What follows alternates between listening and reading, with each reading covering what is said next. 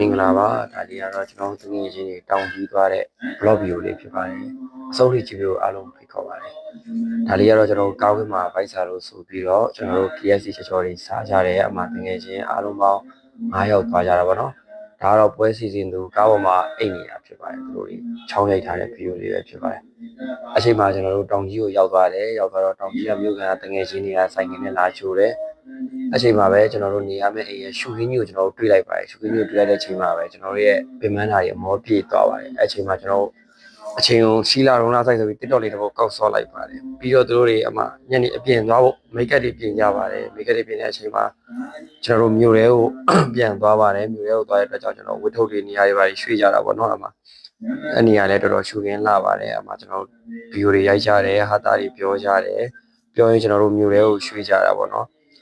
အချိန်မှာညနေအပြင်သွားဖို့ဆိုပြီးကျွန်တော်အမတောင်ကြီးကသပင်ညက်ဆိုင်မှာကျွန်တော်တို့သပင်တွေကောင်းလေးလျှော်တယ်ပင်ကိုယ်တိုင်ကွက်ကိုပုံတွေသွင်းတယ်အချိန်မှာကျွန်တော်တို့အဲ့အပီယာနဲ့ညာစည်းကိုသွားပြီးတော့တောင်ကြီးရဲ့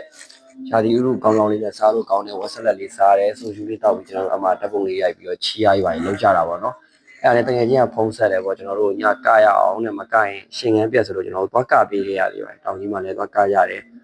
ကကြတော့ထုံးစံမပြတ်တွေးရက်ကွက်သူတို့တွေအမ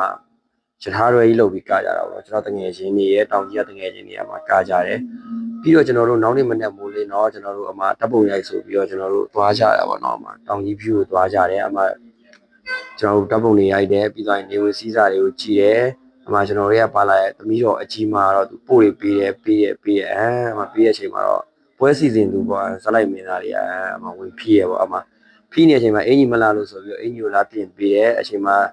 မရဘူးတဲ့အင်ကြီးမလာဘူးတဲ့အင်ကြီးလဲလိုက်ဆိုပြီးအမအင်ကြီးလဲလိုက်တယ်အမကန်ပြန်ဖြီးနေတဲ့ဗီဒီယိုလေးပေါ့အချိန်မှာကျွန်တော်တို့ရဲ့တယောက်ကတော့သူအပင်စိမ့်မြင်တော့သူကဗီဒီယိုရိုက်ချင်တယ်ဆိုရင်ရိုက်တယ်ပြီးရင်ကျွန်တော်တို့ရဲ့အဖွဲ့တွေကတမီးနောက်တယောက်ကတော့သူဖျားပေါ်မှာသူကမတ်အမဲကြီးနဲ့ဓမြတိုက်မလို့လားဆိုတော့ပို့တွေပေးတယ်အမရိုက်တယ်တခိုးလိုကြဘိုးလိုနဲ့အမပြီးရင်ကျွန်တော်တို့3ယောက်ဆိုပြီးတော့ view တွေကြည့်ကြတယ်အမလှတယ်ဟိုကလှတယ်ဒီကလှတယ်အမအားချောင်ရတယ်ပြောကြတယ်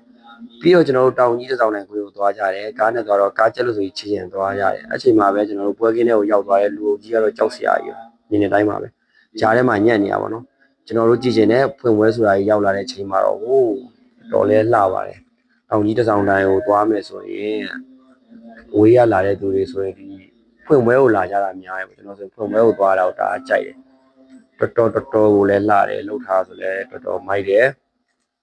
အမှကျွန်တော်တို့ဖွင့်ပွဲနေမှာဆိုလည်းလူတွေတအားများပြီးဂျားထဲမှာတိုးလို့မှောက်ရည်လဲရပါတယ်ဒီဖွင့်ပွဲနေရတော့လူတော်အများဆုံးနေလို့ပြောရပါဘောနော်